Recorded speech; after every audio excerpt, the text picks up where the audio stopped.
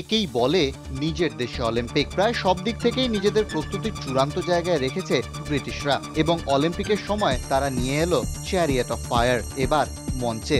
১৯২৪-এর Paris অলিম্পিকে দুই British athlete Eric little আর Harold আব্রাহামের আমেরিকানদের হারিয়ে সোনা জয়ের কাহিনী নিয়ে ১৯৮১-তে এডওয়ার্ড হলের ছবি ছিল চ্যারিয়েট অফ ফায়ার। ৭টা ক্যাটাগরিতে অস্কারের জন্য মনোনীত হয়েছিল আর ৪টে ক্যাটাগরিতে অস্কার পেয়েছিল এই ছবি। এবার অলিম্পিকের সময় মাইক বার্লেটের সেই গল্পকেই মঞ্চে নিয়ে এলো জিএল গুড থিয়েটার। পিকাডেলি সার্কাসে জিএল গুডে রমরম করে চলছে দুই ব্রিটিশ অলিম্পিয়ানের বিশ্বজয়ের গল্প।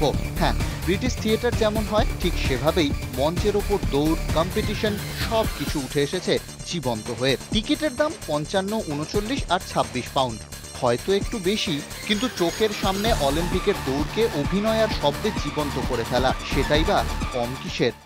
Absolutely spectacular. I thought it was brilliant.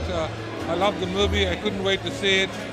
And it was exceeded expectations. You get a feeling they're running on the racetrack in a tiny small theatre.